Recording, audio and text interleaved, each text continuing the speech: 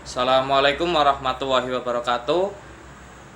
Kami dari kelompok 2 akan mempresentasikan artikel kami yang berjudul Implementasi Teori Behaviorisme John B. Watson dalam Pembelajaran PAI. Teori Behaviorisme John Brodus Watson. Pengertiannya yaitu dalam teori belajar SR atau stimulus respon atau disebut sebagai koneksionisme menurut pendapat Thorndike dan behaviorisme menurut pendapat dari Watson. Tetapi dalam perkembangannya koneksionisme ini juga sering disebut dengan istilah psikologi behavioristik. Behavioristik itu sendiri adalah sebuah aliran yang pemahaman pada tingkah laku seseorang manusia yang dikembangkan dan diperjuangkan oleh tokoh behavioristik yang bernama John Brodus Watson, yaitu seorang ahli dalam psikologi di negara Amerika pada tahun 1930. Behaviorisme ini lahir sebagai reaksi terhadap teori psikodinamika sendiri. Perspektif dalam behaviorisme berfokus pada peran-peran dan kegiatan belajar dan berusaha menjelaskan dari tingkah laku yang dilakukan oleh manusia. Teori belajar dengan stimulus dan respon ini memang harus bisa diamati, meskipun dalam perubahan yang tidak dapat diamati, seperti perubahan mental adalah hal yang penting, tetapi perubahan yang tidak dapat diamati itu tidak dapat menjelaskan apakah dalam proses belajar tersebut telah terjadi atau belum. John Brodus Watson sendiri mengemukakan bahwa pelajaran yang utama dalam teori pendidikan behavioristik adalah psikologi. Pelajaran yang utama dalam psikologi yaitu tentang stimulus respon atau psikologi SR. Lebih lanjutnya yaitu stimulus adalah semua atau seluruh objek di dalam lingkungan sekitarnya.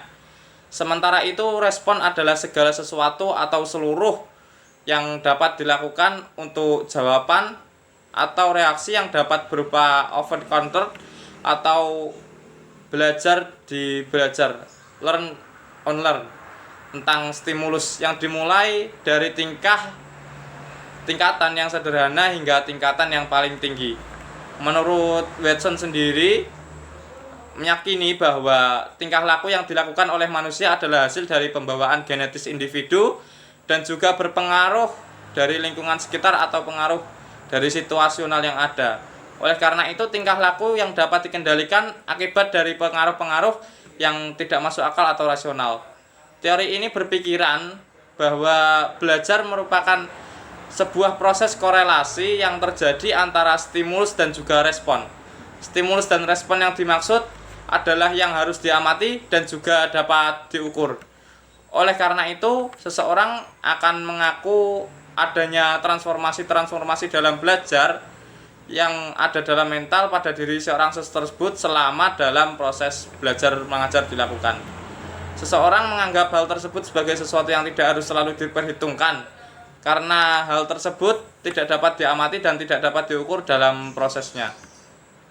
Belajar menurut teori behaviorisme John Brodus Watson sendiri mengemukakan bahwa pendapat tentang belajar adalah sebuah proses yang terjadi pada refleks-refleks atau respon-respon bersyarat yang melalui stimulus pengganti.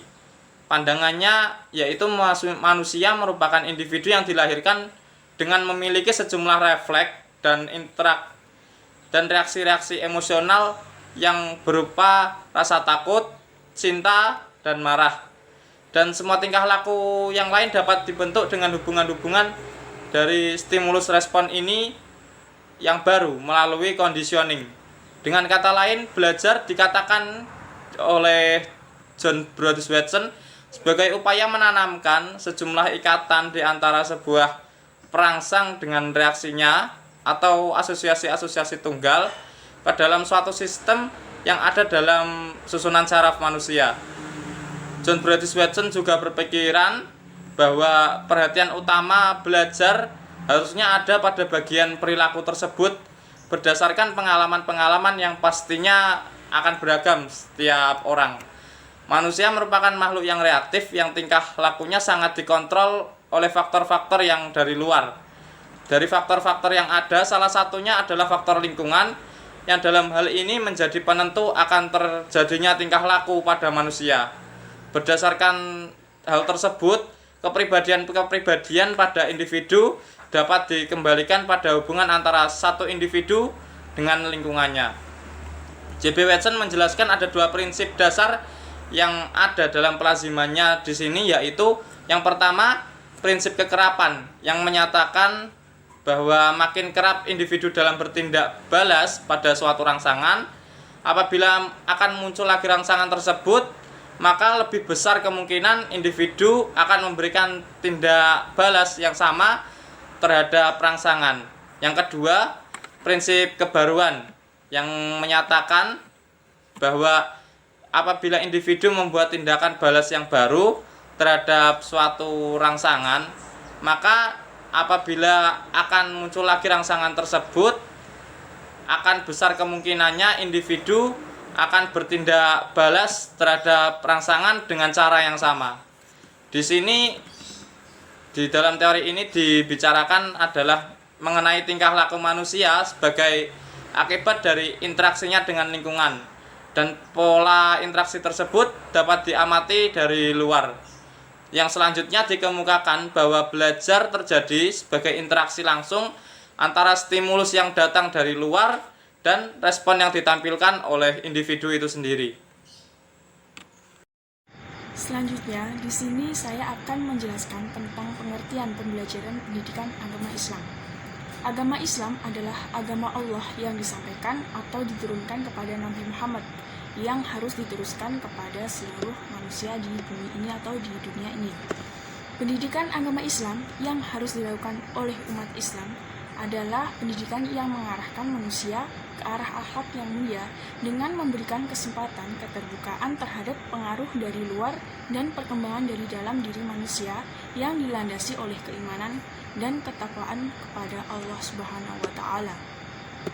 Jadi, bisa disimpulkan bahwa pembelajaran pendidikan agama Islam adalah mengajarkan siswa untuk menggunakan asas pendidikan dan teori belajar yang merupakan penentu utama keberhasilan pendidikan agama Islam, yang di dalamnya terdapat proses komunikasi dua arah yang dilakukan dengan pendidik dengan peserta didik menggunakan bahan atau materi pendidikan agama Islam. Selanjutnya, untuk karakteristik pembelajaran pendidikan agama Islam, yang pertama, pendidikan agama Islam merupakan mata pelajaran yang dikembangkan dari ajaran-ajaran pokok yang terdapat dalam agama Islam. Yang kedua, ditinjau dari muatannya, pendidikan agama Islam merupakan mata pelajaran pokok yang menjadi komponen penting sehingga tidak mungkin dapat dipisahkan dari mata pelajaran lain. Yang ketiga, mata pelajaran agama Islam bertujuan untuk membentuk peserta didik yang berbudi pekerti luhur, berakhlak mulia, dan memiliki pengetahuan yang cukup tentang cara beriman dan bertakwa kepada Allah dan juga agama Islam. Yang keempat, prinsip dasar dari mata pembelajaran pendidikan agama Islam tertuang dalam tiga aspek kerangka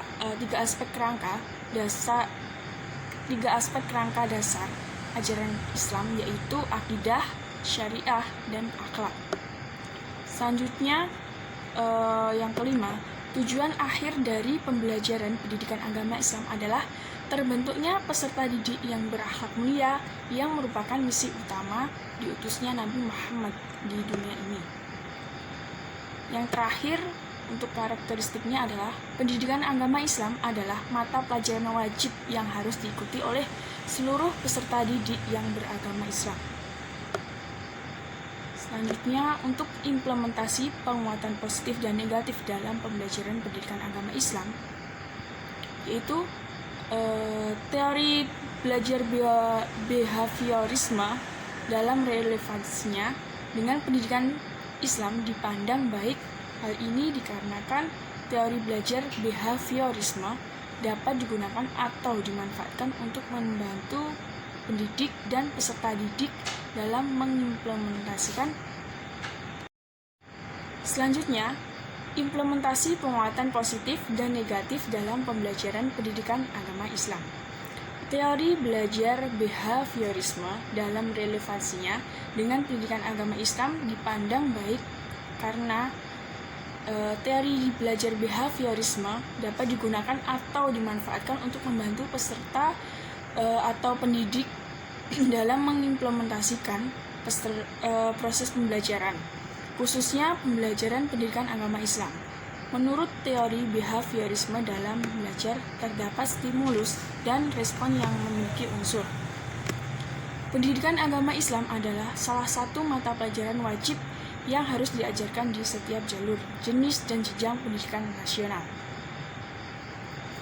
Kalau kita lihat dalam GBPP, Pendidikan Agama Islam tahun 94, disebutkan bahwa tujuan pendidikan agama Islam di sekolah umum adalah untuk meningkatkan keimanan, pemahaman, penghayatan, dan pengalaman siswa tentang agama Islam, sehingga menjadi manusia yang berhak mulia dalam kehidupan pribadi, bermasyarakat, berbangsa, dan bernegara.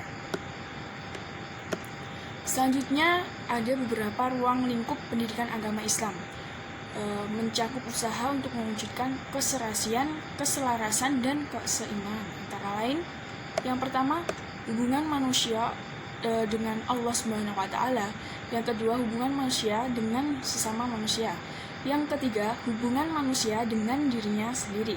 Yang keempat, hubungan manusia dengan makhluk lain dan lingkungan alamnya. Sekian, terima kasih presentasi dari kelompok 2. Apabila ada kurang lebihnya mohon maaf. Wassalamualaikum warahmatullahi wabarakatuh.